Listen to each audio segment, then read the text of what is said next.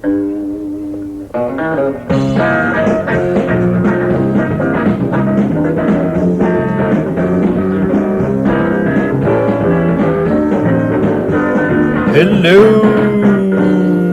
and welcome to the latest episode of the Bad Times Good Stories podcast. My name is Joe Flanders, and I am coming at you from the Los Angeles courthouse parking structure. Because I have to, I don't think I have to appear in court. At least I don't think I have to. I got pulled over for only having one license plate on my car. Because I thought that's all that I was given. And you got to have two license plates when you're driving. But I figured, well, it's a lease. Who knows? Maybe there's just one. So I got the ticket, went to the DMV to get replacement plates, talked to the guy, showed him my license plate. He goes, oh, no, there's two. They're just stuck together. So I've been driving around with two license plates, but they were stuck together. And he assured me that I'm not the first person to do that, but I think he might have just been being nice. So, anyway, gonna go into court now and plead my case. I don't know. Anyway, I'm excited. Today on the show we have the comedian Vanessa Johnston, who is awesome. She's really funny, really talented. And on our episode, she opens up about having a schizophrenic mother. Her mom is still dealing with it, but the good news is that medication has gotten to the point where now she's good at least half the time, which was not the case for Vanessa when she was growing up. And she talks about kind of having an absent dad who she's still very close with, but from the sounds of things, he wasn't really around much as a kid for her. And her mom was just sort of, unfortunately, very unbalanced. And so we talk about that, and we find some ways to laugh about it, but overall, it's a pretty harrowing story that she had, and she was really the woman of the house at age 7, making meals for her and her siblings, and all that good stuff. But we also talk about when Vanessa was crowned Miss Minnesota, without even really, she signed up for it ironically, and ended up winning the whole thing. And so we talk about that and a bunch of other stuff. It's a really fun episode. Well, fun may not be the right word, but I think it's a very good episode. And I really appreciate Vanessa opening up and talking about all of it. It's not something that she's done too much before, she told me. But who knows? Maybe after this, she'll be able to talk about it more on stage where she's performing and all that good stuff. So, yeah, I hope you enjoy it. If you do enjoy it, give us that 5 stars on iTunes. It'd be greatly appreciated. And check out badtimesgoodstoriespod.com, where there's a link to support the show and me on Patreon. I'll write you a handwritten thank you note. So if you really like the show, even if it's just a couple bucks a month, it really helps me and my producer Chris, so that we're not losing money doing the show that we absolutely love doing. If you have a bad time that would make a good story, email me at badtimesgoodstoriespodcast@gmail.com. That's all I've got for now, so without further ado, here's my conversation with Vanessa Johnston. Do you have a baby? 2. You 2 children? No, I don't. What the fuck's that? It's my sister's... Is that for your dog? Sorry, it's my... Yeah. Is that yours? Did your girlfriend get you a floaty? Yeah. I've never learned how to swim. Is your girlfriend just planting seeds for you to have a child? Yes. She's like already bought diapers. You're like, cool. Yeah. Baby swimming toys are the latest, She told me to sleep in a crib for a while. I thought that would, she thought maybe that would be enough. Still haven't gotten the hint. Yeah, you have like nursery rhyme pillows. Mm-hmm. Wow. I know. Oh, well, maybe I'll pick up on it. I don't know if your mic's on. I can't hear it. Oh, wait. Can I hear your mic? I can hear you just fine. Hello. Your mic's not on. Oh, well, I got the levels here. Is it good? Okay, Yeah. Good. I just want to make sure that was on. I don't need to hear you. I mean, I can hear you fine. Right. I can hear you. I just want to make Sure. sure you're like we record this whole thing and your mic was off. That'd be kind of That would really suck. fucking dope for me, bad for you. Yeah, it would just be one side of a Yeah, conversation. yeah, yeah. Which, by the way, is how I like it. But yeah. Then I would just go back and listen and try and ADR random questions that don't make sense to what you say. That's funny, dude. Yeah, maybe I should start doing that. Just totally fuck with guests. I'm like, that's not the conversation. You're like talking about like soup and they're like, so my father was an alcoholic. And you're like, so how do you like peas in your carrots? And he's like, and then he used to beat me. And you're like, oh yeah. Emeril Lagrassi is such an asshole. Yeah, and nothing makes sense. Bruh. That could be fun. We're going, right? We're recording. What's up, dude? This is the gold. I feel like I'm hosting your podcast. Yeah, you're doing a great job. Thank you. I appreciate you guys, welcome to bringing me on. Welcome to Good Times with Joe Flanders and Vanessa Johnston. Mostly me because my microphone's on. And yeah, it's a pleasure to be on your show today. Yeah, you know, I mean, we have an 8-ball here. Gonna ask questions. Does this even work? Half the time I just get a black screen. What does it say? You may rely on it. Well, you know what? Fuck you, 8-ball. I'm not going to rely on you. I don't like when people tell me what to rely on, 8-ball. Yeah. You don't know me. So, I have found myself in an awkward position the last couple of days, sexually. No, it wasn't. I just don't know why I said position. I can't relate. No awkward, only hot sex, right? No, there's like awkward. I mean...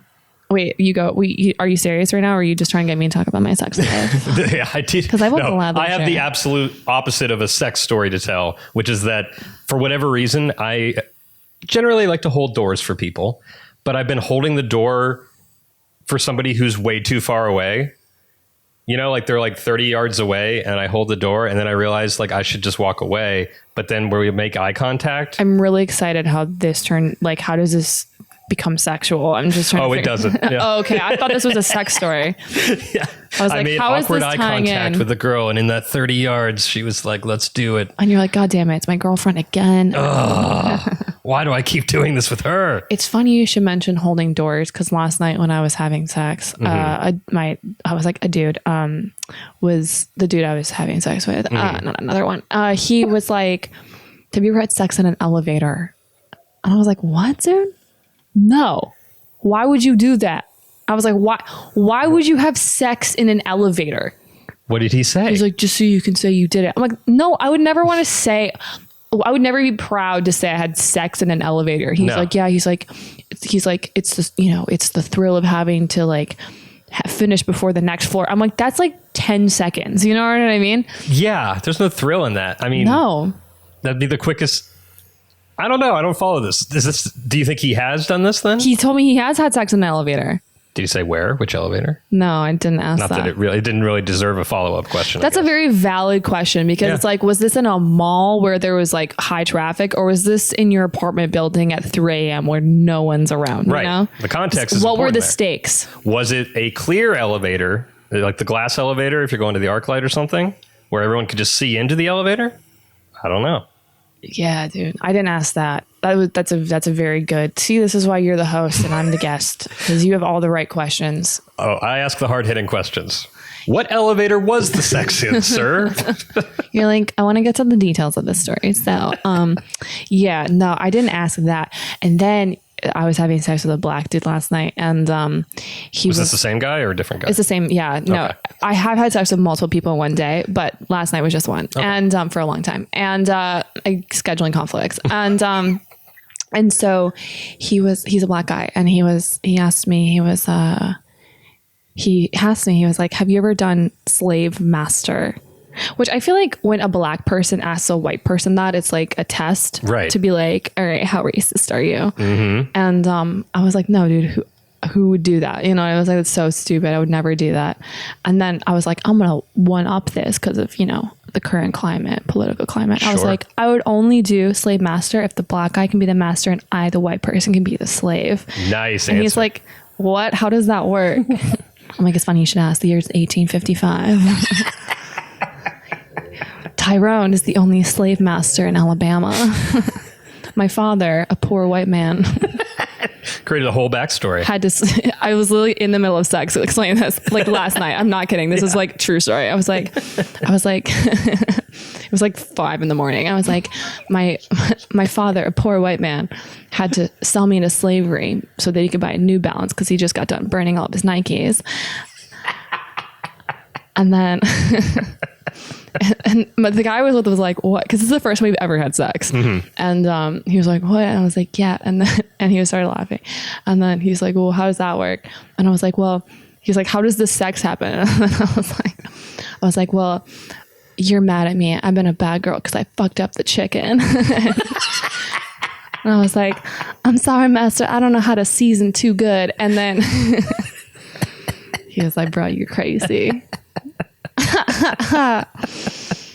So that's my sex story from last night. Sounds like an eventful night. Yeah, dude. I like to make dudes laugh when we're having sex. Here's the thing. If a dude can stay hard the entire time I'm talking, I feel like you're a keeper. That's a good dick. Yeah, good dick, dude. Yeah. When was the last time have you had any limp dicks? Yeah, actually. Like, is that like the most disappointing thing in the world? The last time I had a limp the last time I had a limp dick was in the fall. Basically what happened, I was hanging out with this guy, and he's an AA, and he had to wake up early to go to an AA meeting the next morning. Okay. And he's like, I have to be up early. And I was like, no, I like forced him to have sex with me. Okay. I was like, you're coming upstairs right now. And he's like, I can't, I have to be up early. I'm tired. And I was like, no, I don't give a shit. And then this is like 1 a.m. He's like, oh, okay. And he came up, and then like halfway through, he's like, I can't. He felt guilty. That was the last time I had a limp dick. Damn. Yeah. What'd you say? I was like, I didn't say anything. Ooh, nice. Yeah. I like it when a guy walks out like shamed. I'm a very abusive person. Like, ask any dude I've dated. Yeah. Any dude I've dated. Most of the guys I've dated have had like side hoes. Like, have cheated on me, but it's not because of the sex. It's because like they need someone to tell them they're like special. Right. To tell them that like they do stuff well. Yeah, just a comforting presence. Yeah, that's what they do. They're like literally like, I just liked her because she told me I was good at something. And I'm like, she's lying.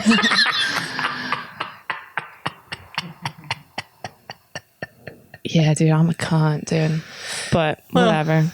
Self-aware, I guess, right? Super self-aware. Yeah, that's good. Yeah. No, dude, it's funny because I just started talking about this on stage like a week ago. And because people, when I say, I'm like, because I just got out of a 3-year relationship like a month and a half ago. Okay. And he had a side hoe. And people were like, I don't understand. That makes no sense. Like, you're pretty, you're smart, you're successful, blah, blah. And I was like, no, dude, it's because when I date a guy, I find everything that's wrong with him and I remind him of it every day. Like, every fucking day. Now, dude. Is this a choice or subconsciously? I don't know. I just do it. You just do it. I mean, I say it out loud. Okay. Well, I guess that's a choice. Yeah. So yeah, I could choose not to. No, but there's something in me that like forces me to do it. I can't keep it to myself. Like in the beginning, it's like less, it's not as offensive. I'm like, you look dehydrated. You should drink more water. And then it like after, a while, then I'm like, you need a new job. You need a new car. You need a new attitude. I love. So in the honeymoon phase, it's lighter things that may be said in a sexy way. I'm like, you look like you need a multivitamin. And then like your skin's breaking out. You should do something about it. Yeah. One time I dated this dude.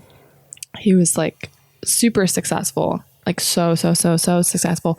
Very smart. He was actually honestly like, I was like, I want to marry this guy. He's like perfect. We have very similar kind of personalities and, but he's fat and I've never dated a fat guy ever once.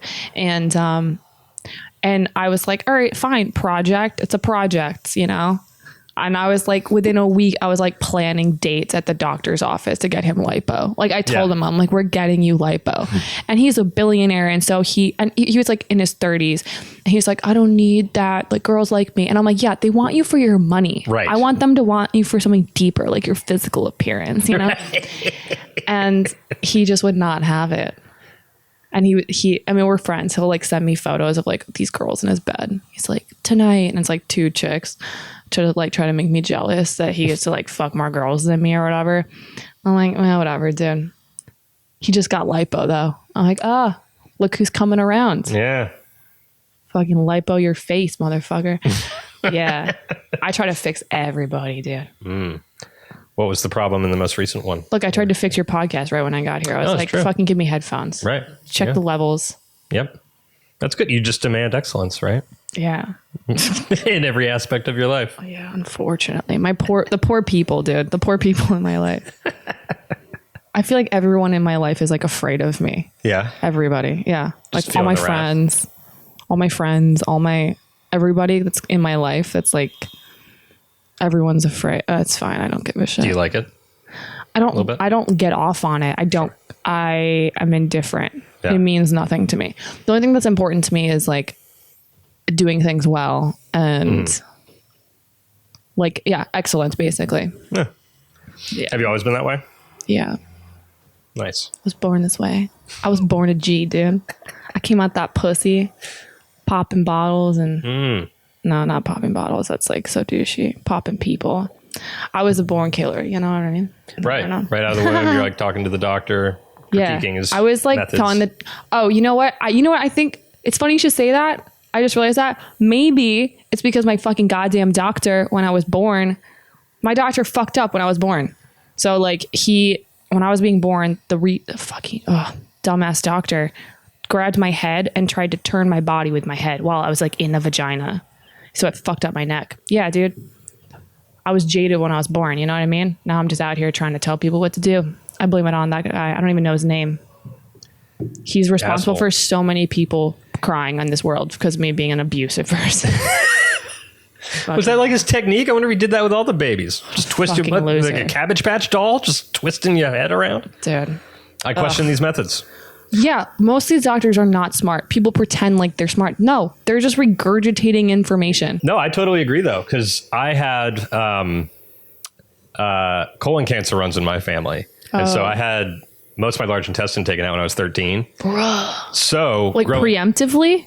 Yeah. Well, like the polyps is what they call them on the walling of my intestine was like, if we don't take this out now, it's going to become cancer. Polyps? Yeah, that's right. It's even a gross name. It's an appropriate name, I think.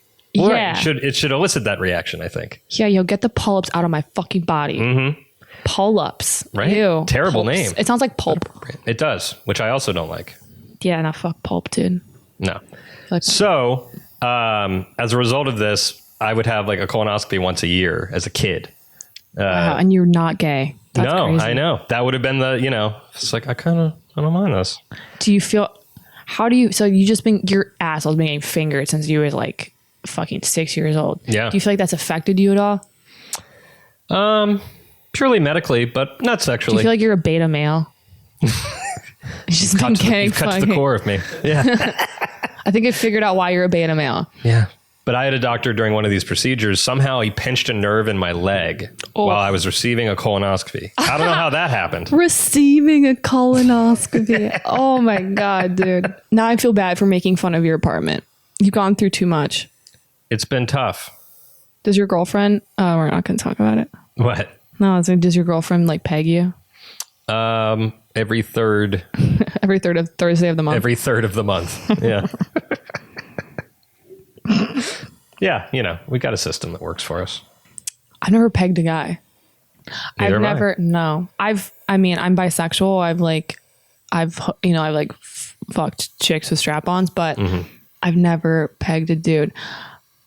Yeah. Huh. I don't think I would be, I always tell the guy, I'm like, I'm going to fuck you in the ass. And they're like, no. But they say it like, no, bitch. They like lay down the law and I like that. I'm like, yeah, okay, choke me. And then I'll choke you back. Huh. Yeah, I've never pegged a dude, man. So speaking of, to think of a good natural segue from pegging to your mother. Oh, yeah. Joe sent me an email and was like, what I liked about this podcast is they screened me before. You sent me an email and you were like, send me interesting stories if you have any, and then we'll see if one of them works. And I was like, bruh, I'm fucked up. Where do I begin? Yeah, dude, my mom, it's weird because, so my mom has schizophrenia, bipolar disorder.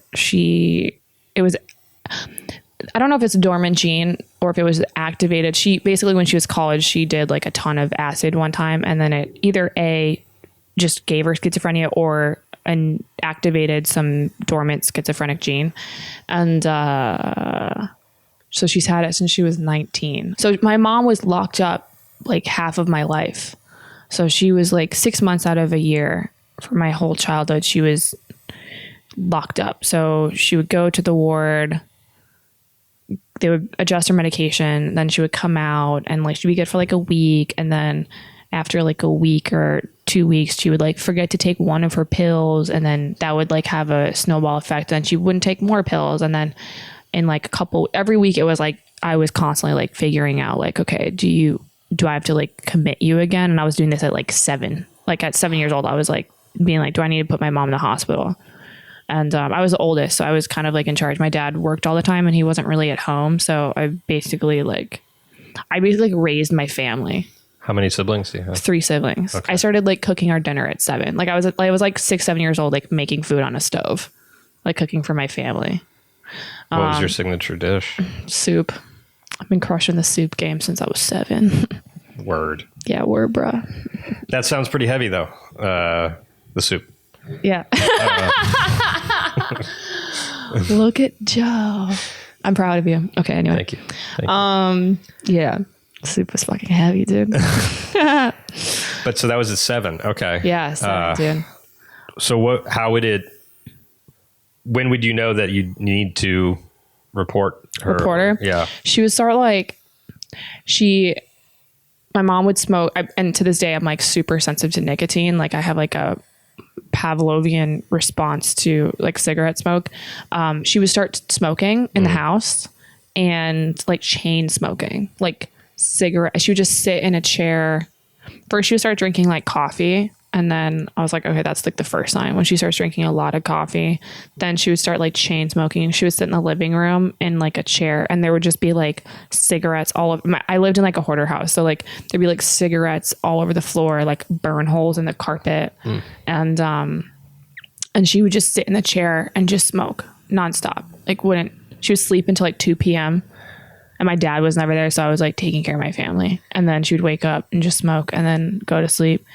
And I would like change my like, because I had 3 younger siblings, so I would change like their diapers and like put them to bed and like, you know, make sure they would go to school. And so when she started like smoking a lot, then that was like she started going downhill. Then the problem is like with mental illness, which is like an issue with kind of like our healthcare system. When people start exhibiting signs of mental illness, they can't really be committed because they're not extreme enough. So, like even it happens in suicide. Like my father tried to commit suicide on my birthday last year. And when he was committed, they were like, oh, he's not that bad. You know what I mean? We're like, we have emails from him where he's like, I'm killing myself. And we're like, okay. And the doctor's like, well, he doesn't seem that bad. This was after he tried to kill himself? Yeah, he sent us emails and was like, you know, I don't want to live anymore. I'm done, blah, blah, blah. And, I'm in LA and he's in Minnesota. And so I was like, you know, calling the police and trying to find him. And we had all this stuff, all these emails from him and like went to the doctor and they were like, he said he's fine. The problem with mental illness is that doctors listen to the patient over like the people in their lives. So like my dad he's a lawyer. He's very smart. He's very manipulative. He's like one of my best friends. He's the reason why I did stand up because he's really funny. Like when my mom would start becoming sick and go to the hospital, he would make all these jokes and make it funny. Like every time she would get locked up, he like would make all these schizophrenic jokes. And somehow all this like fucked up shit happening in her life, he would make it funny. And he's a comedian. That's why he tried to commit suicide because he's a real comic. I don't know. All comics are depressed and sad. I'm like, Dad, you're a real comedian. No. So so with mental illness and there's a problem, basically the doctors will listen to the patient. So my mom, when she starts getting sick, she's still cognizant enough to tell the doctors, I'm fine. Everything's fine. It's okay. And so the police or whatever, they won't take her, right? They'll be like, no, she's fine. They won't even listen to us, even though she has like a history of being locked up like 60 times. Like apparently we still don't know what we're talking about, you know? Yeah. They listen to her. Then that's like this, second stage of like her having a mental breakdown. And then the third stage is when she starts like, saying like Obama stealing our mail, or, she'll think the government's like in the house, or that there's like demons. One time I had a nightmare. She tried to give me her antipsychotic medication. I was like 7. She tried to force it down my throat. She was like, you're going to take this. I'm like, I just had a nightmare. She's like, no, here's my medication. Oh, gosh. So then she starts like seeing demons. Like she'll start thinking that like someone's like drawing, in like Harry Potter, where they like, I don't know if you've seen Harry Potter, but with like will not lie. Like they're cutting in your skin. My mom will think that people are drawing like in her, like cutting her. And she'll tell us, but then the doctors, like we'll call the doctors and they'll be like, she seems fine, because she can still pretend. So the police have to come like 3 times. And then she gets to a point where she's so fucked up where even the cops are like, yeah. Okay. She's so bad where she has, there's not even like a 5% in her brain that can like pretend like she's okay. She's so far gone. But meanwhile, like I've been living with her for 3 weeks while she's being insane. Like she'll like attack us. Like she'll just like think like I'm like trying to do something to her, or she's been running around saying like demons, or, you know what I mean? She'll like she'll start speeding. Like she'll like take one of my siblings and like get in the car and just drive like 100 miles an hour. Like she's been arrested so many times. Yeah. So it's like, for me, it's like really like trying to protect everybody, make sure they're not, they don't get hurt. But so then she gets so bad that then they take her and she goes into the ward, and then she's in the ward for a couple months. But that has been like the cycle of my childhood since I was like born. So how often, I don't know if percentage wise, like how often is she functioning and okay? Was it like 50-50, or would you never really know? She's functioning like 20% of the time. Okay. Yeah. Yeah. 20% of the time. And that's basically been the case since she was in college. Yeah. My mom proposed to my father in the mental ward. Like my dad wasn't in the ward. They were dating, and then she was locked up. Like she went into the ward. Had like a mental breakdown. They met in college, and my mom had a mental breakdown. She was in the ward, and she told my father when he was visiting her, she's like, I need to get married. Do you want to get married or not? And then my dad was like, sure. And so, yeah, basically the problem is that when she had kids, every kid she had, it got worse because it's so much stress on the body, and it does stuff to the hormones. And I've like spent so much time researching just like mental health and hormones and like vitamins, and she, even like her diet, like gluten and dairy exacerbate symptoms of schizophrenia. A lot of people don't know that. Any inflammatory food exacerbates bipolar disorder, schizophrenia. And so, yeah, this has got so like unfunny. I'm like, I love it when I get serious and it's like, there's nothing funny about it. But so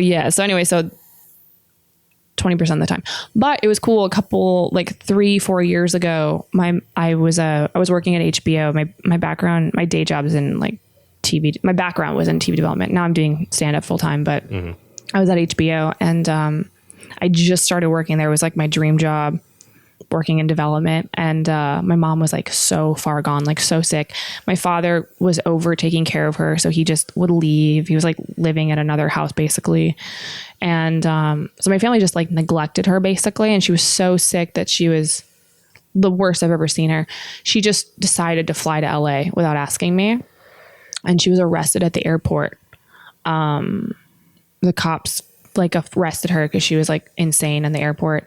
And then they called me and they're like, hey, we have your mom. She's in custody. She's locked up in jail there's like a jail next to the airport or something. And I didn't even know she was in LA. And I was like just starting. It was like in the middle of the week of starting my job at HBO. No. Yeah. And I was like, okay, I'm coming. So I drove to LAX. Basically why she got arrested. She was sitting in the airport bathroom and was washed her hands for like 5 hours. And someone was like, that's weird. And then, I don't even know how she got on a plane. Yeah. I mean, I don't even know how she like got through it. But yeah, no, she just sat there and was washing her hands for like hours. So they arrested her for wasting water. Yeah, it exactly. was a drought. It was a drought in 2012. Yeah, that's fair, I guess. Basically, dude, that's funny. So yeah, so like she got arrested. I went up and picked her up at the airport. jail. And I was Airbnb-ing a room in this, because I'd broken up with my boyfriend like 6 months ago, and it was the first guy I'd ever lived with. He like wanted to get married, and he like forced me to move in. And it was, he thought that would fix our relationship, just made it worse. And so we broke up, and I was Airbnb-ing a room in this apartment. And so my mom like I don't even know where she stayed. I put her in my bedroom. I was Airbnb-ing this room, starting this job. It was like the fucking worst timing. And I was like, I'm going to see if I can get you like a good doctor. And so while I was at HBO during my like day job thing, I was calling hospitals, and I was able to get in touch with the head of psychiatry at UCLA College, who is also the head of psych hospital there. He has a 10-year waiting list. Anyway, I called him and like got on the phone. I was able to get on the phone with the nurse, and she passed on the case to him, and he took my mom on as like a case study. And when I was driving her to the hospital, she jumped out of the car when I was driving like 30 miles an hour because she didn't want to go. And then I don't even know how I got her. Somehow I got her to the hospital. Anyway, so they put her on this this shot that is kind of like not standard. It's not typically covered by health insurance, but it's a shot which is great for people with diseases because it lasts for a month. Oh, okay. So a lot of like psychiatric breakdown just have to do with someone forgetting to take a pill. Especially like my mom was taking at the time like 7 medications. So it's like you forget one, and then it's just like, it's like a fucked up cocktail of, a mess. And so, so she went to this hospital.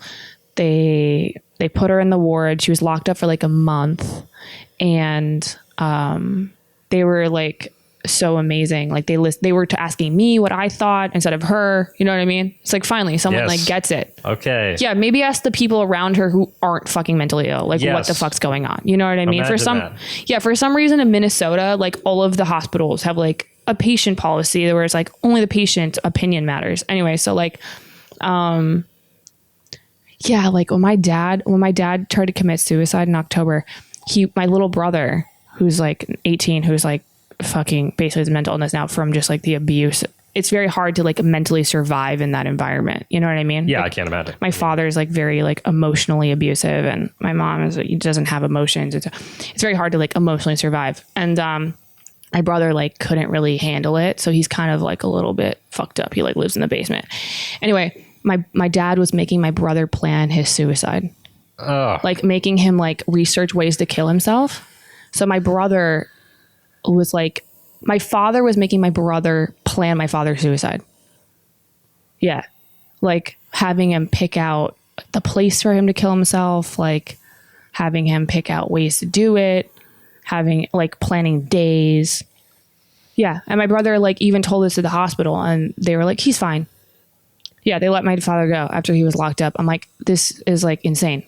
My brother, I have emails from my dad. My brother literally just he had, and it's so sad, dude. I'm like, I want to rescue. I got everyone out of that house. Like all my siblings, my sister lives with me. I had my youngest brother moved to my grandparents' house, but this middle one who's like 21 now, I was visiting Minnesota over the 4th of July, and I went into his bedroom, and he has a whiteboard in his bedroom, and he has like writing, and it was like, what did he say? Something like, am I evil for making someone who wants to die live? Like he's like writing questions himself about like basically feeling bad that he feels bad that I saved my dad from killing himself. He feels like he's evil for doing it. Man. Yeah, dude. It's aggressive. I had buy underwear on my driver's sport for the last month and a half. I'm glad that you're adding comedic. I like how I'm a comic, and I'm like, this is so like fucking. Yeah. But anyway, we haven't made it good times yet. I'm like, I need to make it funny. No. My dad's better at making funny than me. Well, I mean, this isn't particularly. Yeah, this is morbid. It's hilarious. But I mean, it's really, interesting. Yeah. So.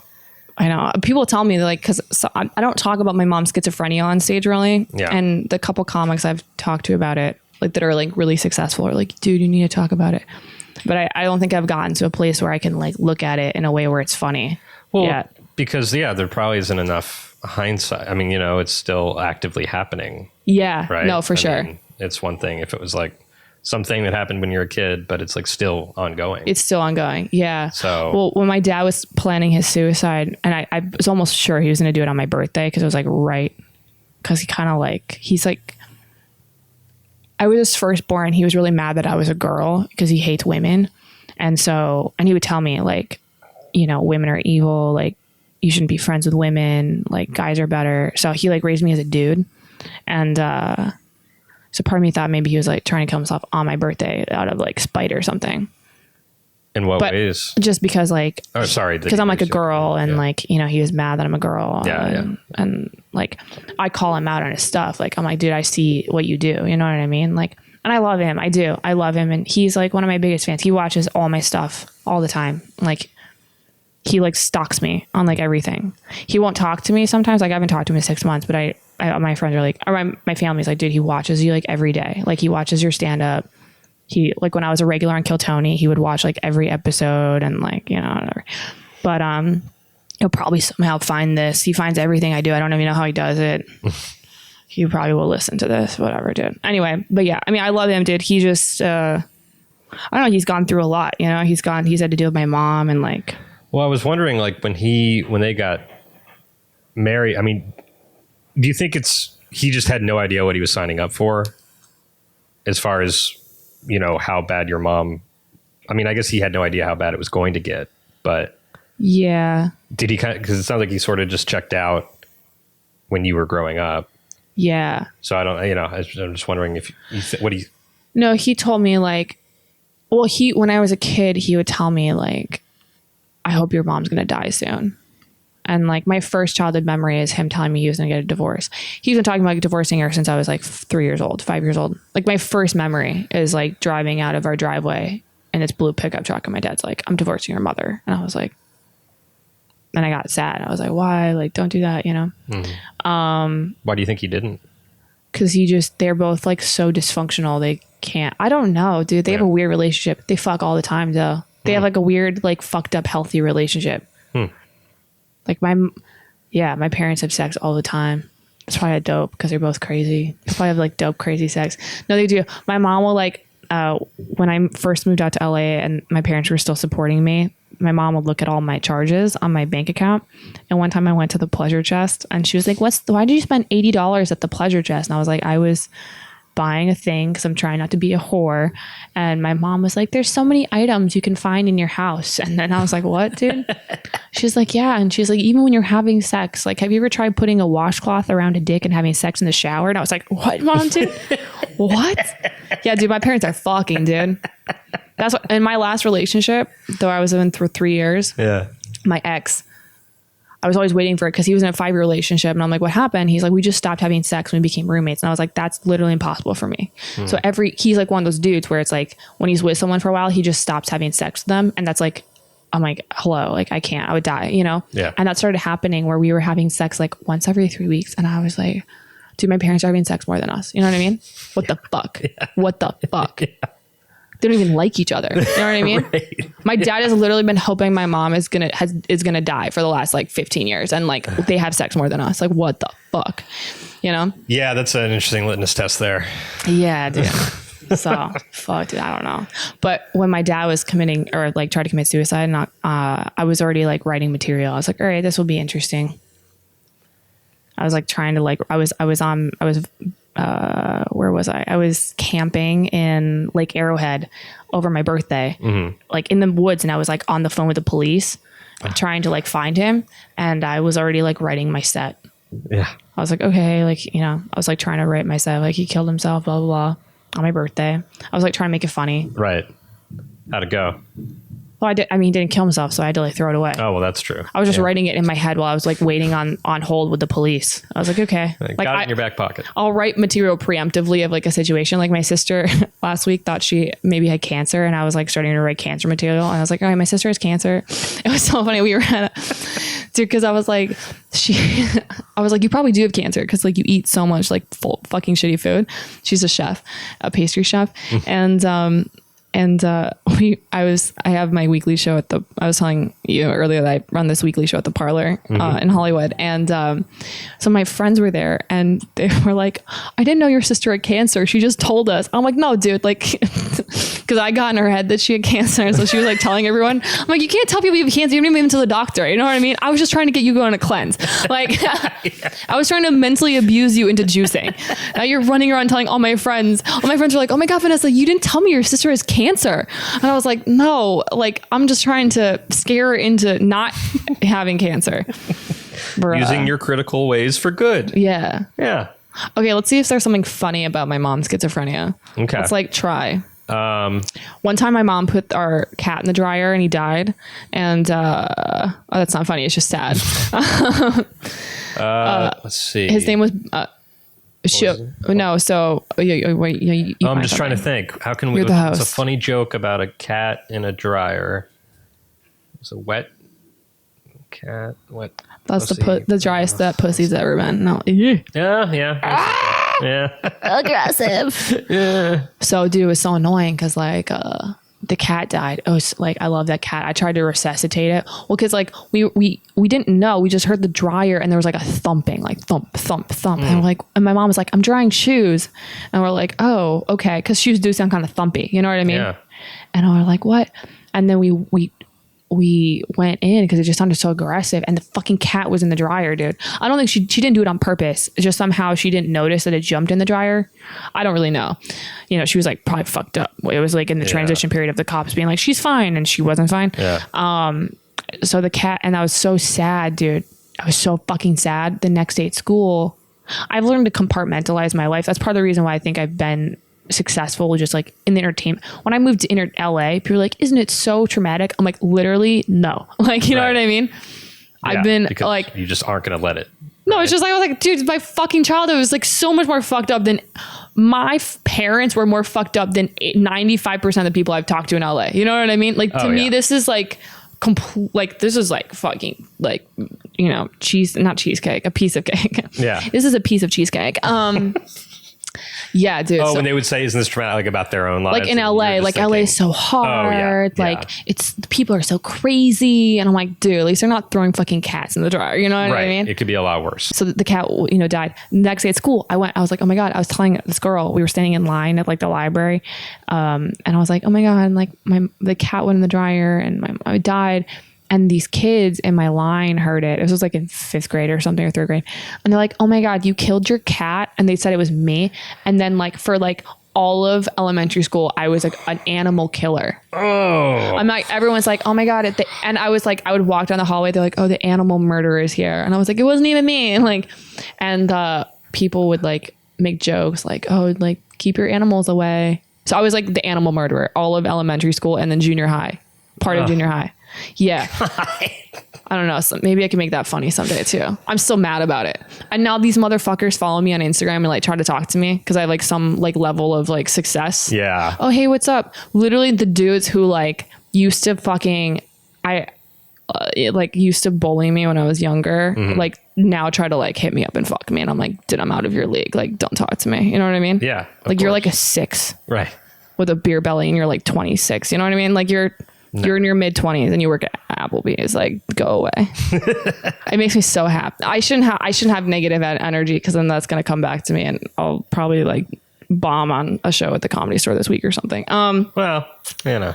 No, but it's just you know what? It's negative energy going back to them. That's exactly what I'm saying. So despite all of this, you ended up being what, Miss Minnesota or something? Oh, because I sent you that. I was like, how the fuck did you know that, dude? Ugh. Buried them. Yep.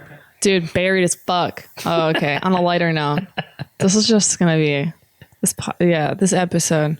This will be the end of me. I never can run for president because I've done too many podcasts. I've done like 3, but I've said too much. It's going to be a shit show in like 15 years with the people running for office. How? There's too much information. Right. But then again, I think like it's just going to be a clean slate and it's not going to matter what. No one's going to give a fuck anymore. I can't wait till this PC thing like goes away. I think eventually it's just people are going to, I don't know what's going to happen. I think people will just realize that we're all shitty. Yeah. You know? Yeah. And then it'll be like, all right. Dude, so they said this on Twitter. You know, I was watching Ali Wong at the store last night or 2 nights ago. And she was talking about how,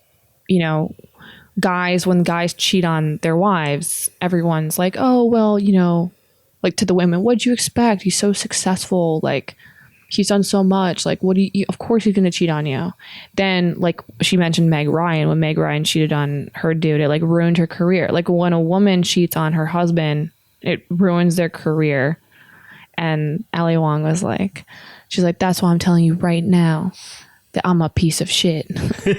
So when I cheat on my husband, y'all better shut the fuck up or something like that. It was so funny. I was like, oh, dude, it was so real. And like, I was like, yes, I love her so much. Like, her and Bill Burr are my favorite comedians right now. Because they just are like unapologetically themselves. Right.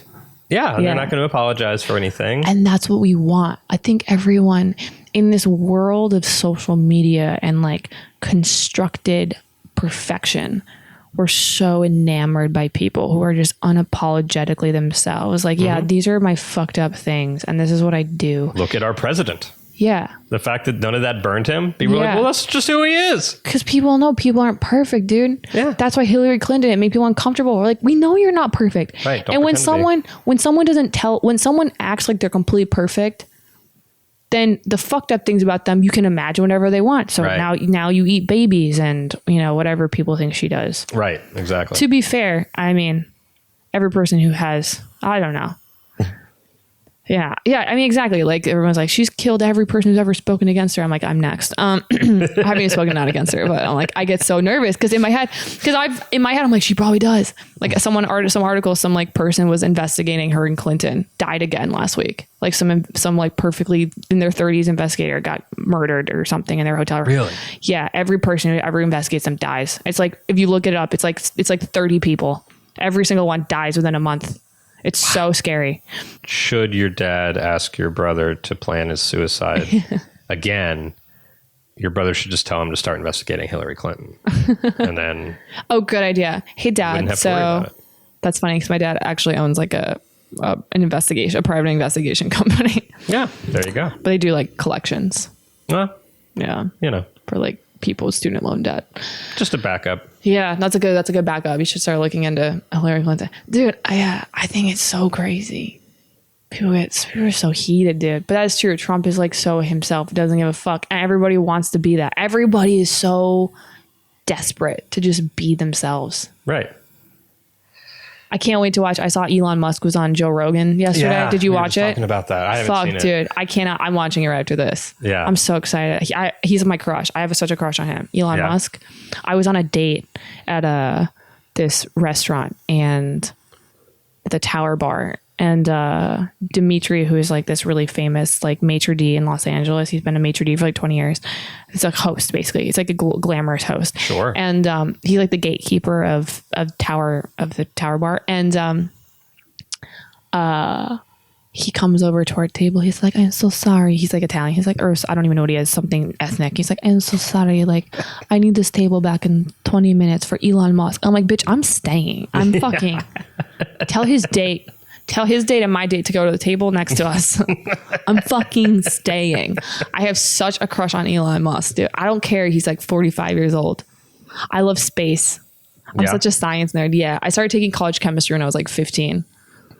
Yeah. Like a freak. Almost like mathematics and like science, dude. I was like a genius. I suck at spelling. I can't spell this. Like if you saw my emails, you'd be like, this bitch did not finish elementary school. But that math, though. I like to pretend that there's like a man inside of my laptop who's the spell check guy who just like throws his arms. He's like, what the fuck, man? This is not even close to a word. Dude. Because sometimes Google is on top of that shit. Google has become my new spell check because I'll just copy and paste. They're like, did you mean? Yeah. Like, yes, I did. Dude, thank God for technology. Yeah. All these people think we're smarter than we really are. Oh, yeah. I can't spell a damn thing. You too. Are you good at anything? Are you good at No. So what are you good at? It's really a miracle that I'm Other than taking it in the butthole, what are you good at? Yes, I'm good at that. Other than relaxing your sphincter. Mm-hmm. Yeah, that's about it. No, I've had writing gigs and I'm just like, man, if they saw the first draft of this, they would be so worried. They'd be like, Why are we paying this guy? He is illiterate. So funny, dude. Holy shit. Yeah. Yeah. So, hopefully they aren't listening. Well, they liked the final product. So. I don't think they care. Yeah, I don't think they care. Does anyone really ever care, dude? My ex was an English major. Yeah. And that I just got out of. He was an English major from he went to Moorhead, which is like Black Harvard or whatever. Oh, yeah. And so he was like so like pretentious about his spelling. And I'm like, you don't have a job and you play Pokemon Go every day. Like, fuck off, dude. No, I love him still. God damn it. I do. It's hard. It's so hard, dude. Breakups are so hard. Yeah. I suck at being single. I've been in back-to-back relationships since I was 13. My first boyfriend, I was 13. He was 13. It's so fucked up. I broke up with him because he was going to Russia to volunteer with orphans. That doesn't even sound like a real story. I don't even know how it's like a thing. As a 13-year-old? Yeah. And I was like, you don't have time for us. Yeah. I'm not kidding. Like, you need to change your priorities. Yeah, 100. See, cunt. I was born a cunt, dude. Like, who does that? Now I'm a little more adult. I'm like, okay, he's spending summer break. But dude, when you're 13, those 3 months are important. You know what I mean? That's like the best 3 months of the year. Yeah. And I'm like, you're going to volunteer with orphans? Lame. In Russia? Ugh. Why don't you just take care of me for 3 months? Yeah. I was like, I'm fucking now an orphan emotionally. Right. What about my needs? Yeah, I broke up with him. I'm like, I just don't feel like you have what it takes for this relationship. I was 13 years old, dude. What the fuck, dude? Who does that? Now, at the time, it was completely normal. We haven't even had sex. He was just finger banging me in my mom's van. And I was like, this relationship is going nowhere. Holy shit, dude. Who am I? I'm insane. I'm literally insane. I am insane. I'm fucking crazy. Oh my God. I mean, I feel that'd like be a possibility, right? I feel like given my parents, I'm probably pretty normal. I was going to say, is there like tests or anything that can be done for that? Every boyfriend I've had is like, so are you out of the schizophrenia danger zone? Yeah. How does that conversation usually go? Is it? No, I'm out. It's like 25 or something, or 27. Fuck. I turned 27 in October. All right. We'll see if I make it. I got a month left to see if I'm in the danger zone. That would suck. Maybe this is the podcast that just ignited it. Yeah. What if she was normal before then? Before your birthday, it kicks in. Just fun. Do not rely on the 8 ball. You're like, damn it, dude. Did that kind of freak you out though? Like, or has it before? Like, yeah, that's why I don't really do drugs or drink or anything. Yeah, because I don't do psychedelics because I'm afraid it's going to activate some psycho gene. I don't eat gluten and dairy because that exacerbates symptoms. Mm-hmm.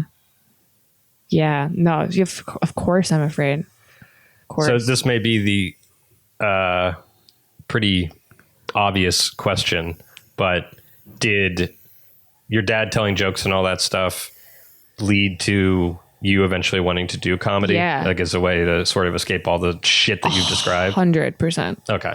I mean, 100%. Yeah. I didn't even know stand-up existed until I was like 21. Yeah. Yeah. My family isn't really into like pop culture. I didn't have TV really growing up. Mm. And yeah. My dad was so funny. He's less funny now because his life is like worn on him, but he's kind of, dude, like we would go to like rest. He's so offensive. His comedy so offensive. And I kind of like that. Like he just doesn't give a fuck. Like we would go to restaurants and like at like Perkins and like the waitress would come up and be like, are there any allergies? And my dad's like, poverty. He'd say that to a waitress. I'm not kidding. I was like, holy shit, dude. Just getting away with so much shit. Just white dudes. Right. Just out here getting away with stuff. White privilege. Mm-hmm. No. Yeah, dude, just poverty. And I was like, and then my dad, we would go to like dinner, like 101. I was like, I don't know, like 10. And my dad would say, like in front of the waitress to try to make me embarrassed. He's like, so what does your father think about us dating? Like he would like say stuff to try to like make me uncomfortable. Like he's not sex. Like he doesn't even hug me. He's like I had a job interview like a couple weeks ago to work because I'm thinking about going back into like film producing. Yeah. And at the studio, and the guy interviewing me was like, it was like this guy is like a crazy movie producer, like so eccentric.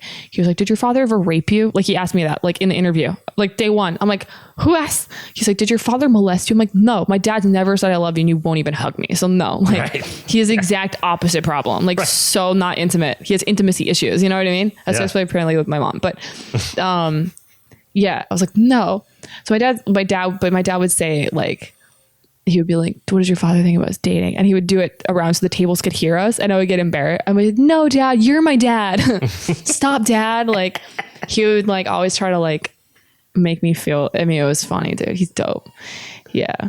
He would say all these funny things. He'd be so, you know what? He's a lawyer. One time I went and he was in court suing this mom. Yeah. With like kids. I don't know any context. That's just some mom that can't pay her bills and like living. Anyway, he's in court. I kid you not. In trial, dude. This judge, this woman was like super fat, and she was like, I can't feed. How can I feed my children? I can't feed my children if I pay these bills or something. And my dad literally said in the courtroom, he's like, you can't feed your children. Why don't you just cut off your left butt cheek? He said that in a court. Order. And the judge took him to lunch afterward because he was like, that's funny, dude. He did that. Like in real life, not in a movie. Yeah, this wasn't a That's my dad. Sitcom. I got kind of sad when he wanted to kill himself in October because I was like, man, you're kind of cool, you know? I want him to see me like be super successful. So he's like proud of me or something. Yeah, that's a reasonable hope. Yeah. Expectation. Yeah. He'll tell me like when I'm not doing well, he's like, he'll literally be serious. He's like, you're not my child. He'll be like, you're someone else's child. He'll like, and completely serious. He'll be like, you're this guy's child. Cause my mom is kind of like horny or something. Like when I'm not doing well, he'll be like, he'll like disown me. He's like, I don't want anything. I don't ever want to talk to you. So I like, part of me is like, I have like that inner like weird, you know, those like dudes that like become like billionaires because their father like never was proud of them. I have like that weird thing with him. I'm like, I'm going to make you proud someday. Mm-hmm. And so I got sad because I was like, fuck, dude, he's going to kill me before I like sell out Madison Square Garden. Yeah. I just wanted to live till like then you can kill yourself. I want him to live. Well, sure. I don't know how I feel about it. It is kind of fucked up. You know what? It is. I understand my brother's like idea. Like it is kind of fucked up making someone live that doesn't want to live anymore. You know what I mean? That's selfish of us. Right. Like if you have someone who's like, I don't want to live anymore. And everyone around it's like, well, we want you to live. Okay. Well, who are you doing that for? You or him? Right. You know what I mean? Exactly. Is it fair? Right. It's not really fair. It's not fair at all. I don't know, dude. Wow. This got weird. Yeah. My ex was like, you need to go to therapy. And I was like, I'm fine. And then I talk like this. I'm like, maybe I do.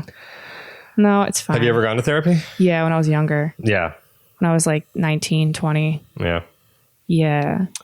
But it's weird because people rely too much on therapists. They're just a person. You know what I mean? I was talking about this with somebody else where it's like a lot of, I mean, like that can sort of open it up, but you have to do so much work on your own.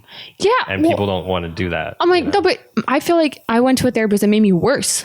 Because I'm like, dude, you're just a person. And I'm kind of like an egotistical person. I'm like, I'm smarter than you. I know that. You know what I mean? Mm-hmm. I don't sound smart because I kind of like pretend like I'm not. But, you know, I was like, my IQ is significantly higher than yours. And I'm like, I'm listening to you tell me how to live my life. You know what I mean? Right. You're like some like, you're a psychologist, which is fine. You went to school and blah, blah, blah, blah, blah. But it doesn't equate to being someone who knows how to like live a life. Just because I went to college and got a psych degree and now I work in an office doesn't mean you all of a sudden are like the guru of existence. It's totally different life experiences. Yeah. Like and so people put too much stock. Right. Like, oh, I should listen to everything that the person has to say. No, I listen to like Elon Musk. I'll listen to like people, to me, I like talk to people who are like really successful. Like there's people I know who are very successful at relationships and are successful at like, you know, finance. And they're like, I'll talk to you about that because you have proven track record. I don't know if this psychologist give me relationship advice. I don't know. They might have been single their whole life. Right. You know what I mean? Yeah. You have no idea. I'm sure there's at least one psychologist out there who's a serial killer. There's at least one. I saw Dexter. There was a psychologist episode. And if it happened on Dexter. Yeah. It's probably happening. There's right now. I'm 100%. There's zero doubt in my mind that right now, as we're talking, there is a psychologist giving a patient advice who is a serial killer. Where do you think it's happening? I don't know. Probably in like Iowa or something. No, it's probably in like a city. It's probably like in like New York. Probably. Like Gotham. It's probably in Gotham. Is Gotham? It's not a city, but it is to me. It is to me. I watched Batman a couple of days ago. Which Gotham one? is real. I watched Batman Begins. I love Christopher Nolan. Yeah. I want to work with him so bad, dude. He's so talented. His story's crazy. He didn't really like become he didn't really start like directing and like getting heat till he was like 40. It's so fascinating to me, like people who like Anthony Hopkins broke late. He did like 200 auditions and didn't get a single call back. Even you see comedians like Mark Maron, he's been in comedy for like 20 years. Yeah. It's like such dedication. I know. And it's like, it's equal parts inspiring. And then it also can just perpetuate the false narrative that you can do something. Is this the saddest episode you've had? No. It's not? No. I like how Chris in the back is like, it's not. No. Who is the saddest? Well, nothing's coming to mind right now, but I'm sure there was a sadder one. Wow. So it is the saddest. No, actually it's not. There's been sadder. Really? Yes. How can I turn it up a notch? No. Yeah, I think that's a real comedic challenge, finding some good antidotes in a struggle. A struggle? To put it mildly. You said it's hard to find a struggle? No, like to find the antidotes like in such a struggle. Yeah. It makes me annoyed that my father could make it funny and I can't. What would he say? I don't know. Yeah. I don't even remember the jokes he would make, but he somehow would make it Was funny. he doing them for you? Well, I mean, like, just to make you feel better about everything? The kids. Yeah. He would do it to make it for us. Yeah. To make it funny. Yeah. Yeah. Oh, you were talking about like starting stand-up. So like that, and then I was on the debate team in high school. Yeah? Yeah. Like I feel legit. like you did good. You did well. I was dope as fuck. I was nationally ranked. I would tour the country. I had like a varsity jacket. That Debate team, is dude. Awesome. I'll go to DC and do tournaments. And yeah. I was really precocious in debate. So, I mean, you were kind of the parent of the house at like 7 is what you said. So, I mean, what did that, as you got older, how hard was it to juggle basically parenting your siblings and then also doing homework and all that stuff? Like, were you a decent student or anything, or were you able to? Yeah. Dude, I crushed. Yeah.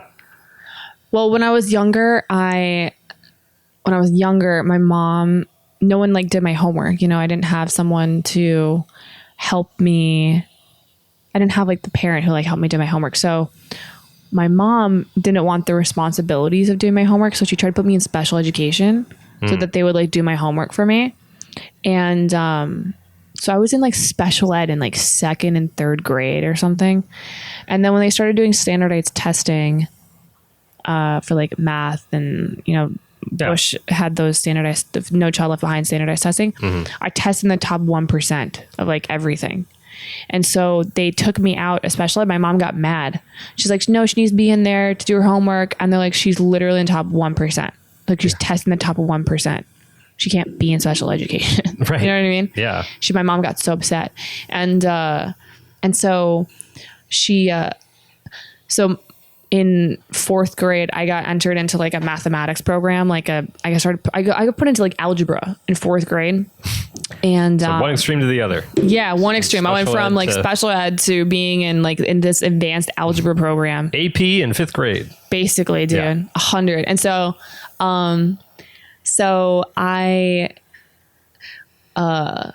cutie boy. He's like, can I go outside? Or she. Yeah. So my mom got mad and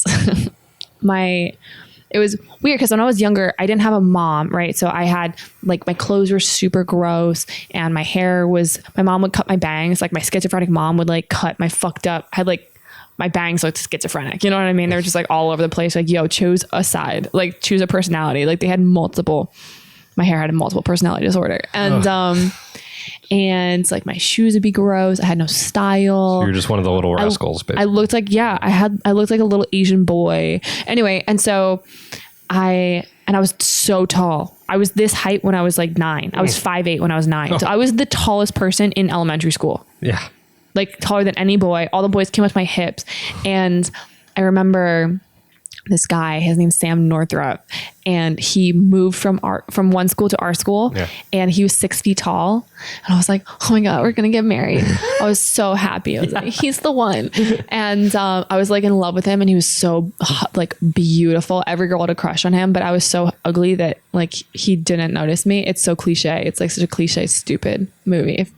Ugh. Anyway, so when we were in math class, because he was in advanced math as well, I was like, we're destined. And our teacher was like, hey, can you help him with his math? And I was like, my moment's come. Like, this finally. I was like, let's go. I'll help you. Fucking say help or shit. help. Yeah.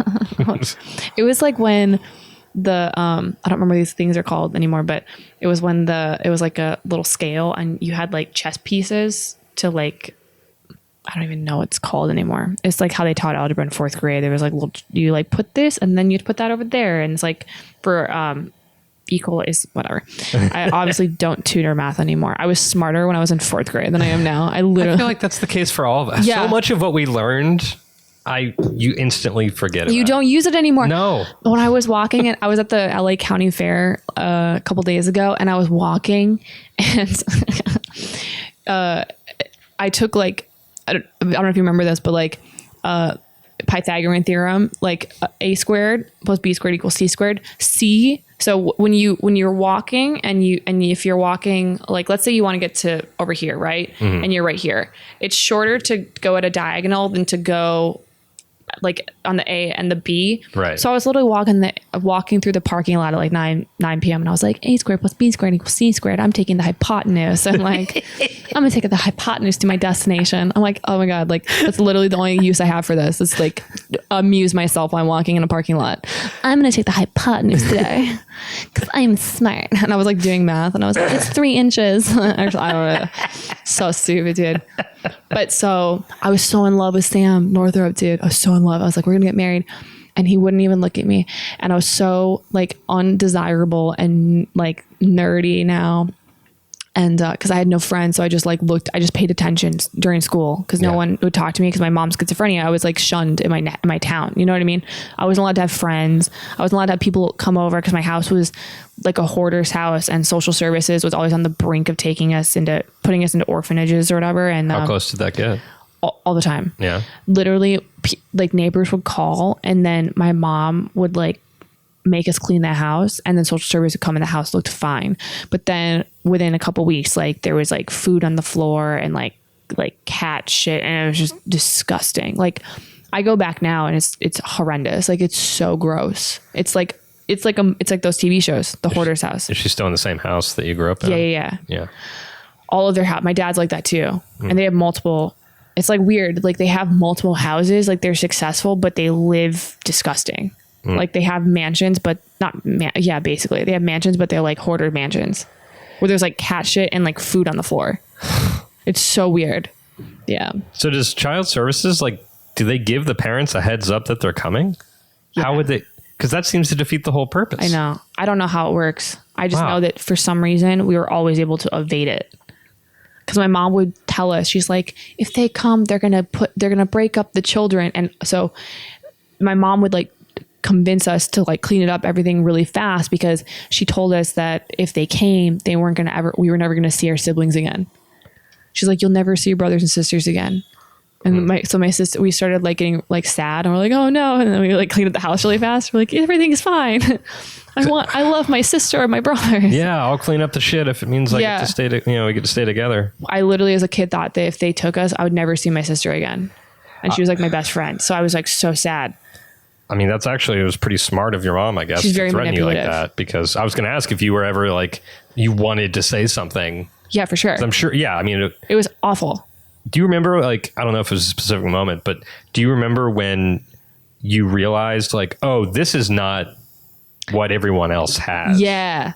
I remember, let's see, 2nd grade, and one of my friends, she had a sleepover for her birthday party. Mm-hmm. We were watching. This was when Pirates of the Caribbean just came out, the first one, and we were all obsessed with Keira Knightley. Oh yeah, and like, me too. This is a fall drink. just complete scoundrel. We were all doing that. We were like 9. And I remember going to her house and it was clean. And I was like, is your house like this all the time? Like I'd never seen like a clean house before. Yeah. It was like so abnormal to me. Mm-hmm. I'm like, your house is always like this. Like it's always clean. Now I'm OCD clean. Like if you went to my place, it looks like no one lives there. It looks like a hotel. Yeah. Like if there's a piece of clothing on the floor, I'm like, I freak out. I'm like, I'm just like the exact opposite. I'm cleaning all the time. I vacuum like every 2 days. I'm always like dusting. Are your siblings that way too? No, just I feel like I can go one of two ways. Yeah, my sister who I live with is fucking disgusting. She just gave up. She like, I'm always cleaning her shit, but yeah. Yeah. So yeah, I went to their house. I was like, oh my God, your house is so clean. Like, how do you live like this? You know what I mean? Yeah, it's super fucking weird, dude. Oh, I was going to finish my story. Oh yeah. About Sam Northrup, yes. My love, who I've never kissed. Whatever, it's fine. Yeah, no, I'm too good for him. But at the time, he was like my everything. I don't even think he knew my name. And so I was helping him with his math homework, and I was like, finally, I'm next to him. And he like didn't even like give a fuck about me. And I remember thinking, I was like, oh my God, I'm never gonna get married. No boy will ever want to marry me. I was like 10. I was like, no guy's ever gonna want to marry me. I'm not pretty enough. And I'm going to have to work really hard in school because no guy's going to buy me a house. Yeah.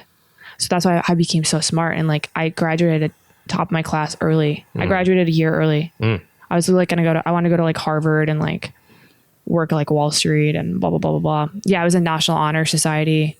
Like I volunteered for like 3 organizations, like a week, like Big Brothers Big Sister. I was like it was so, I had such a cliche, like Ivy League resume of like, I volunteer for the Humane Society and the Science Museum and like Big Brothers Big Sisters and the Make-A-Wish Foundation, and National Honor Society, debate. I was like such all AP classes. Yeah. So what happened? So school-wise, I fucked up on my ACT. Yeah. I got like a 27, which is fine, but I was so cocky, but because at that point I was so focused in school and I had a photographic memory. So, I would read a textbook and I would remember everything to the point where when I took tests, teachers hated me because when I took tests, if I got an answer wrong, I assumed it was the test key's fault. The test was wrong. And 90% of the time I was right. Oh, wow. Okay. Yeah. Yeah. I would be like, no, and kids like will get so annoyed because we would be going through the test because, do you remember like in class, we'd all go through the test together, like we'd grade each other's tests. Right. Oh yeah. Yeah. And, we would be going through the test and then like we get to like answer number 13 and she's like, it's C. And then I'd be like, I'd raise my hand and then all the kids are like, here we go. I'm like, no, it's actually A, because if you open on page like 245, paragraph 2, it says this. And like 80% of the time I could get the test key changed. So they would like change the test answers. Wow. Yeah. I was a freak, dude. Yeah. People would get so annoyed. And I was young. So I was like, when I was like 15, when I was a freshman, I was in the juniors honors class. So I was like a 15-year-old with juniors in their class being like, change the answer. All these juniors are like, bro, here's this freshman telling us the answers are wrong. Yeah, I was a freak, dude. So smart. I was dope as fuck. I'm less smart now. I got into a car accident. I dropped like almost 20 IQ points. Really? Yeah. Yeah. I had a really bad traumatic brain injury, but, and so anyway, so so I was like, I'm a genius. And, my ACT, I didn't study. And my dad, his mom was a teacher. My dad got a perfect on his ACT. He got like a 36 and all of his brothers got 36s. Wow. Yeah. And my dad's like, I never studied. Like my dad's so smart. And, my mom got, she went to a top college too. And, I was like, I'm genetically blessed. And so I was like, I don't need to study either.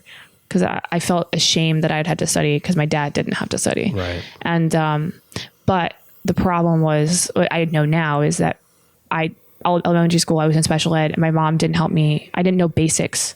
So I didn't know really spelling. All those years till 5th grade, I didn't really learn. I didn't learn sentence structure or spelling.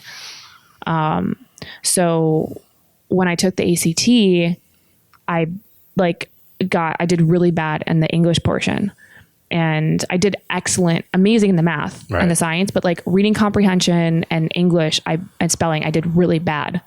And so I got a 27, which for Ivy League schools, you need like a 30. And so and it was annoying because I'd already went to Wharton and like did my interview there. Because for Wharton, when you do undergrad, you have to go and interview at the school.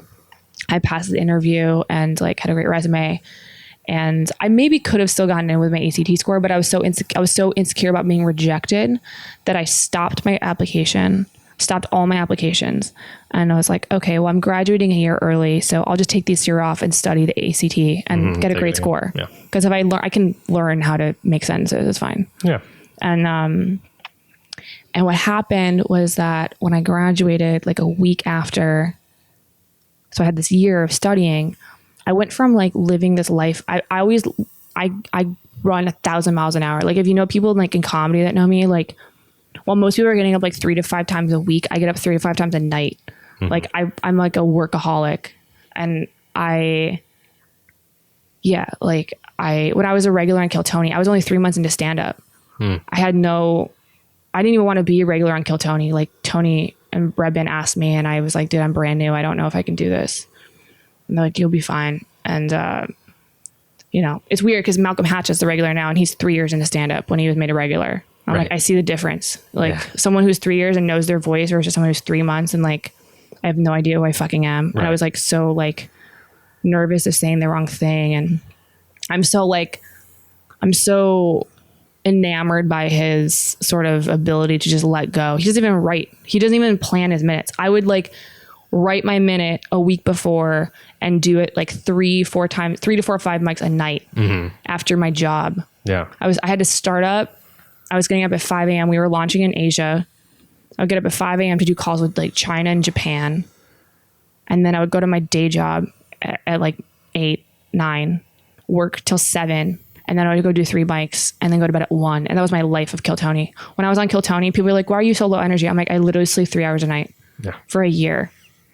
And I'm so enamored by Malcolm because like he'll like decide his minute right before he goes on stage. He told me. He's like, I'll literally like be back there and I'm going to talk about this.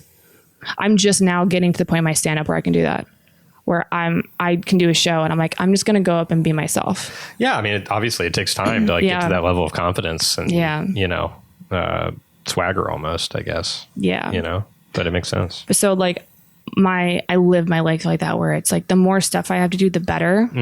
And when it's kind of quiet, I start going in like kind of crazy. So when I graduated high school, I went from like, having all these extra classes and volunteering, and I was on the debate team, and I was Miss Minnesota team. I had all this of like my life. My schedule was like da da da da da da da da. Then I graduated. I had a week, and I had like I was like, what? I freaked out of not doing anything, and studying for the SAT or ACT wasn't enough mental stimulation for me. It was like very boring,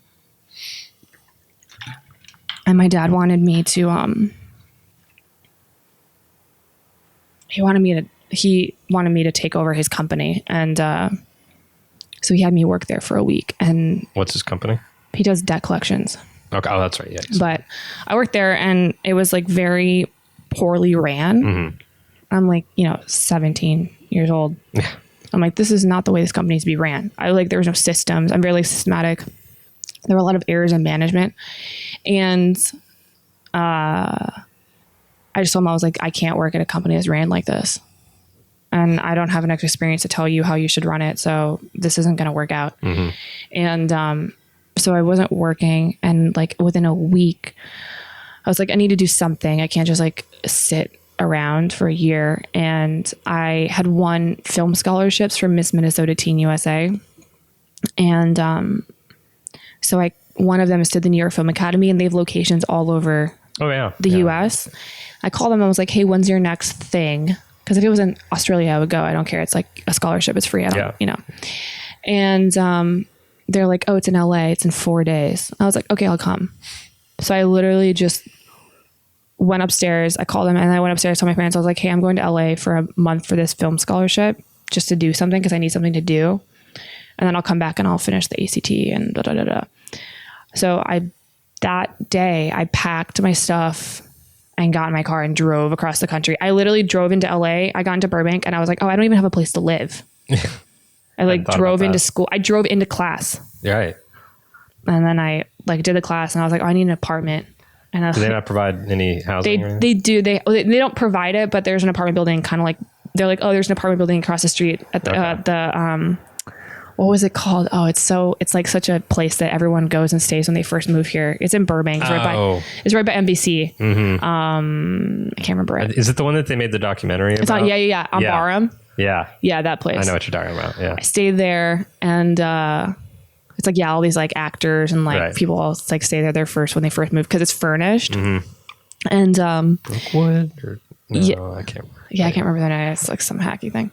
Yeah. And so I stayed there, and then I was doing this class. That's where they were like, I was in acting, and I had no affinity towards acting or anything. I was like, I thought it was so much better. I was like, I'm going to become president. I don't have time for fucking this bullshit, you know? I'm going to cry. Yeah. But then I realized I didn't have access to my emotions. I was so emotionally stunted. Yeah. Out of necessity, I would imagine. Just, I was completely emotionally cut off. Mm-hmm. And it was part of the reason why I couldn't connect with people, because I was completely disconnected from all of my feelings. And, you know, like my acting teacher was like, what do you think about death? And I was like, I don't care. And he's like, that's abnormal. Like you should have some kind of feeling towards it. So then in that class, I was like, oh, I need to figure out this emotion stuff. Yeah. You know, like this is going to be something that's important. I knew at that moment that I had to figure out that in my life. Otherwise I would be fucked up, you know? And so I was doing this class thing. And then within 2 weeks of living in LA, I got cast in America's Next Top Model. I got scouted. Wow. Yeah. Yeah. So I got scouted for America's Next Top Model and I didn't want to do it. And then I called my dad and my dad was like, you should do it. And then I did it and it was, you know, whatever.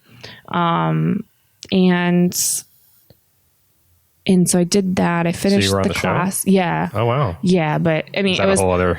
Oh, yeah. Well, because they were scouting pageant people. Mm-hmm. So I won Miss Minnesota Teen USA, but it was as a joke. I did it as a joke. I didn't even want to be a pageant. I loved Miss Congeniality as a kid. Yeah. It was like my one of my favorite movies. Sure. So I did it as like, I was like, oh, that'd be funny. I'm going to be Miss Congeniality. Right. I'm going to be like Sandra Bullock and make fun of all these people. Right. Then I fucking won. You were ironic before it was. I won, dude. And I was like, and literally when I got crowned, you see my face and I'm like, no. This isn't. No, give it to her. I literally, it was a thing. All the pageant people got mad. They're like, you watched the video of her being crowned. She's not even happy. Because I didn't want it. I was like, no. It's supposed to be her. You're fucking up the movie. Yeah. She spent her life working to this. Yeah. I was like, don't give it to me, dude. Don't give it to me. This is a joke. Yeah. I was like, no. And like, I got so in my head because there was these like pageant boards and all these people were like, she doesn't even want it, blah, blah, blah, blah, blah, which is true. And then, I was 16, I was a sophomore in high school. I'm trying to get into Harvard and I'm like doing all this, you know, bullshit, like volunteering and everything. I was on the debate team and speech as well.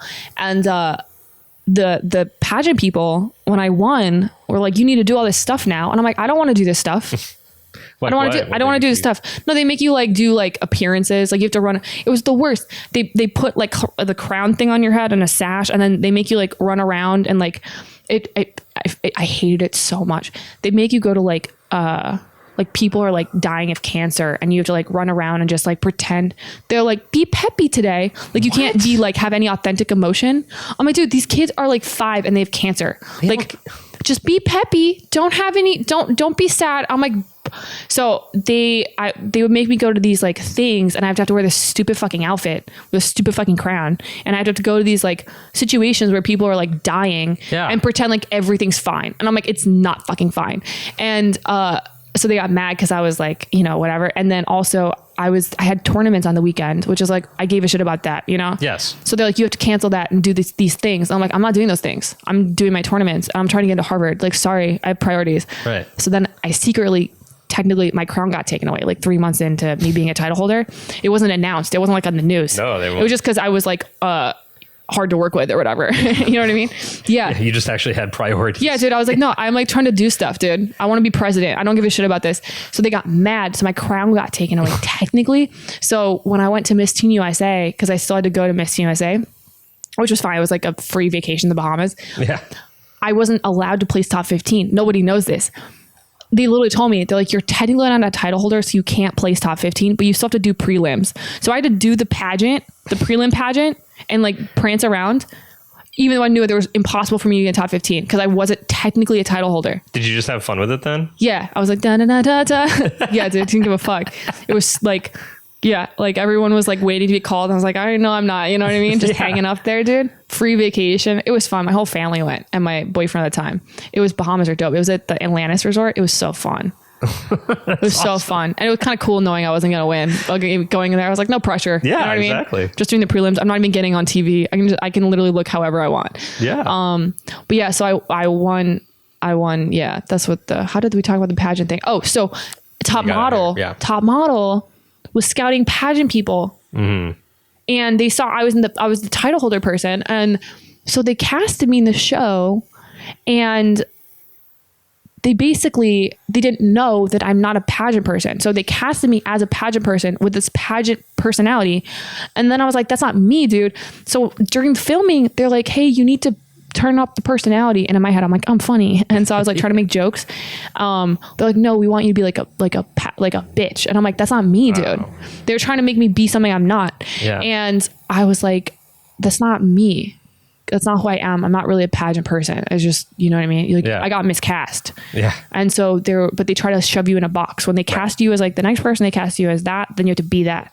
So they told me that like while we were filming, they're like, if you're not this, we're going to cut you from the show. And I was like, that's fine. I don't fucking care. Like, you scouted me. You know what I mean? I wasn't asking for this. So what's crazy though is that, so they cut me from after the first episode. But the first episode, they still managed to cut me like a cunty pageant person. They're able to like slice stuff together. Cause like in the interviews, if you watch the episode, you'll see. So like I come off, it's like insane. I mean, to be fair, I am kind of cunty. So like my DNA is still kind of true, but like they ask you questions, what they do. And it's funny because I worked in reality TV later in development, so I know how it works. Mm-hmm. What they do is they ask you questions, and then you just say the question and the answer. So they'll be like, were you a stuck-up bitch in high school? And then I'm like, was I a stuck-up bitch in high school? Right. I was a stuck-up bitch in high school. So then they cut out, I was a stuck-up bitch in high school, because they have to repeat the question. Right. And then they take that, and then you all of a sudden said that. Right. It's like, obviously I wasn't. I was fucking bullied and had no friends. Right. I wasn't the hot, privileged, stuck up, but the show, they cut me as like this like super privileged, pageant, delusional, like haven't had any adversity in my life. Right. Cunt. Right. And that's what I was on. They cut me. So anyway, so top model. Was that? Oh, it was so annoying because like I didn't know that they did that. And so when the episode came, all my friends were like, you know, they're like, you're going to be America's sweetheart. You know what I mean? And we're watching the episode. We're like, what the fuck is going on, dude? Where is this train going? Everyone was watching like, oh my God, Vanessa, did you say? I was like, no, I didn't say that. I don't even know how they got, you know what I mean? Right. Oh, dude. And then all these people hated me. More people hated me. Just everyone was hating me, dude. I've had so many like situations where people are so mad. When I was on Kill Tony, people were mad because they're like, she's pretty, which is probably true. You know? I mean, who knows? No, I actually, to be fair, when they made me a regular in Kill Tony, Red Band saw me on a show. I was only like a couple months into stand-up. And because I was a debate person, I'm like naturally charismatic. Yeah. And I had a very good set. Yeah. Like one of the best sets of the night. And Red Band's like, how long have you been in comedy? A couple years? And I was like, no, 3 months. And they're like, we're making you a regular in Kill Tony. And I was like, dude, I don't think it's me. Right. I don't know if I'm like a one-liner comic. I'm like, I don't even know who I am as a stand-up, you know? And they're like, well, it's fine. You're new. Everyone knows that. I'm like, literally no one knows that. No one cares. Right. Yeah. But so, yeah, when I was on Top Model, all these people were like, she's a bitch. I'm like, bruh. How did they write you out? Huh? Did they write you out, quote unquote? I got cut. The first episode. Okay. They're like, oh, you're not making it past. They make you seem. They made me do like little like walks, like in a fashion show, and then I didn't get approved or something. I don't know how it works. Yeah. Oh, she didn't make the cut this way. I'm like, whatever. You know. Okay. Yeah. I don't know. But so then that happened. Top Model, and then I was gonna go back to LA, but then I got scouted for How I Met Your Mother. So I got put in that as like a guest star thing. And then I became SAG and I had an agent in 6 months. So I like didn't even mean to do this. Yeah. I didn't even mean to be here. I'm supposed to be president, right? Oh, I'm not supposed to be president yet. I'm supposed to be like at Wall Street making millions of dollars, crushing the game. But instead you're crushing the comedy game. Yeah. No, I'm doing stand up. That's what I love about stand-up is like, because I still feel like I'm still working on like connecting emotionally with people and understanding kind of like normal people. Right. Like not normal people, but like understanding normalities, because my life was so like abnormal. So a lot of it is like me just discovering, okay, what do I have in common with like most people? Sure. Because I felt like an alien. You know what I mean? Right. Because you're because of all your childhood stuff. Yeah. I mean, just growing up that way. Yeah. I'm curious, you said your mom was out of it like 80% of the time. Like, what was she like the 20% of the time? She, she's a really good person, dude. Yeah. Makes me sad. Oh, fuck, dude. I don't want to cry. No, she's super compassionate. She's a very compassionate person. Like, she could never be mean to anybody. She loves everyone. She, like, we'll go like out to like the grocery store and she'll like just see someone who looks kind of sad and she'll try to make them happy. Yeah. She has so much compassion and empathy. And, both my parents were opera singers in college. So she's a really good singer. Wow. So she would like sing, she like makes songs and like, she like every kid, like when she's good, like when I was a kid, she like made a song with my name on it, would sing it to me. Yeah, dude, she's like a Disney princess. It's so sad. She's so beautiful. Oh fuck, I'm gonna cry. God damn it. Yeah. No, but no. Oh, don't grab a tissue. That makes it worse. I have paper towels. Sorry. We'll do it like the ghetto way. No. Yeah, there we go. No, she's like a Disney princess, dude. She's so beautiful and like, yeah, it makes me so sad. Like she could. Yeah, she's dope, dude. Fuck. Yeah, she's really, and she's kind of funny too. She's kind of silly. She was visiting because now she's like 50% better because of the shot. She still has like lulls, but the shot made her way more. She has less like breakdowns now, and she was visiting me. She's obsessed with like Tony Robbins right now. She like something like fucking. I had to block her on all my social media because she was tagging me in these like dumb things. These dumb fucking things, dude. She thinks what's that fucking loser that let me look him up, his stupid fucking name. Oh, the author? Man. No, he's it makes me so annoyed. Mom, here, what?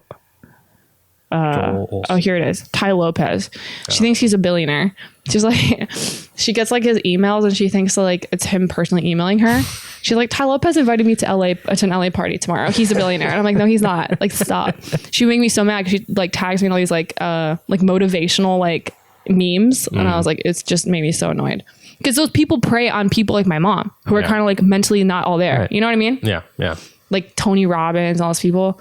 They like somehow convince them to spend like $5,000 to like solve their lives. And it's like, no, it's not, you know what I mean? Yeah. It's like kind of like fucked up to me. So I get mad like seeing it. So I blocked her and everything. But she was visiting me in LA like a couple years ago, and my sister and I were getting sushi with her, and she was like, she was like in a good place and she was having so much fun. She was like, normal and happy. And we went to the sushi restaurant. She's obsessed with avocado, like loves avocado so much. She never had sushi before. And so we got a giant thing of wasabi and we told her that it was avocado. She's like, oh, avocado. She got all excited. She took the whole thing. It was like, dude, if you don't know what wasabi is, it's like so spicy, but it's green. It looks like avocado. Yeah. It looks like mashed up avocado. She took like a quarter cup. Like it was so much wasabi. Like I don't even know how I've never seen this much wasabi on a table because it's just like a tiny little thing. Yeah. Dude, it was like a saucer of wasabi and she took the whole thing, dude, with a fork, and she was eating it and she was like, she started like her eyes watered. She's like, I don't think this is avocado. Aw, she's so cute, dude. Yeah. Yeah. Well, I'm glad that we found something positive. Look at you. You did it. My last question was going to be, are there moments that were good that you're able to hold on to as like, it sounds like maybe her singing to you or just, little moments that have sort of lasted throughout, or overcame all the awful stuff. I mean, that's definitely like a funny one. I mean, I'd say like, there's like moments where everyone, it's like the planets aligning, like all the mental illnesses in my family, where everyone for some reason is like, okay. Yeah. And we're like at dinner where everyone's like emotionally all right. Everyone's sane. And when everyone's sane in my family and everyone's like an emotionally in an okay place and, you know, not suicidal, it's fucking really fun. Yeah. Like my family's dope, dude. Everyone's really funny. Like all my siblings are so funny. Like my youngest brother, he just went to college right now. He's so funny. And like my mom's kind of like naive and my dad's kind of like a roasty guy, like a roast comic. And, yeah, we've had like vacations where it was like the perfect day. And then the next day someone has to go to a mental ward. But like for those like 6 hours, it was like, okay, that was like dope, you know? Yeah. Yeah. Oh, dude. Fuck, dude. Joe, you got me to tear, man. I work so hard to get feelings, like taking all these dumb acting classes. And then when it happens, I'm like, you fucking pussy. Man. Yeah. Cool. You're no pussy. I mean, just a person with feelings. Yeah, delete the crying part out. No, I don't care. You guys can keep everything in. I don't give a fuck. This is real. We're authentic. I'm trying to be Ellie Wong. No. Dope. I have to pee so bad. Yeah, I think we can. I mean, we can wrap it up here. Cut me? Okay. Yeah. Well, I think it's pretty incredible that you've been able to turn all of that into comedy, not necessarily finding the humor in that, but I think the things that happens, I think being moving at 100 miles an hour and all that stuff, I imagine part of that was probably just having a desire to be out of the house when you were in school, maybe. Yeah. And being able to find a positive in that situation that has now benefited you. And as far as work ethic and all that kind of stuff goes, maybe that's a reach. No, I don't you're know. 100% right. Okay. 100. But I think it's, like I said, I feel like anybody who grows up in that type of situation, you can kind of go one of two ways. And I think you kind of went the overcome route, and it takes a really strong individual to do that. So thanks, John. I really appreciate you coming over and being so open and honest about all this. And you're so strong for getting over being violated, your butthole every month. Over again. We did it, man. We got through it. Yeah, we both had struggles, right? I'd say it's right. That's on par. Similar stories. But real quick, where can people find you on social media and all that stuff? You can find me on Instagram at Vanessa V Johnston, on Twitter at Vanessa Johnston. And then I just started running a new weekly show at the Parlor in West Hollywood on Thursdays at 9 p.m. We've had a lot of dope comics. Last week we had Eric Griffin and Jamie Kennedy. Nice. Red Band, Tripoli. Yeah, it's going to be dope. It's fun every Thursday at 9 p.m. after Thursday Night Football. Meow. That's a good doubleheader. Football and comedy. Well, yeah, thanks again for coming on. Thank you. That was the episode. I hope you enjoyed it. Thanks again to Vanessa for coming on and being so open about some pretty heavy stuff. It's really, as I said, it's a testament to her that she was able to take all of those experiences and ultimately, I guess, make a positive out of it, as far as her work ethic goes and just being able to plow ahead. So you can follow her on Instagram at Vanessa V Johnston. And I'm home. The court was simple. I waited in a line, and I paid $25. So not very exciting. But I'm home now. I've got the dog here. Penny, look up. Oh, there you are. And hopefully I don't have to go to court anytime soon. So that is the episode. Feel free to email me at badtimesgoodstoriespodcast@gmail.com. Go to badtimesgoodstoriespod.com to listen to past episodes. And remember, you can watch episodes on YouTube by going to youtube.com/TheJoeFlanders. That's all for this week. Until next Wednesday, keep laughing.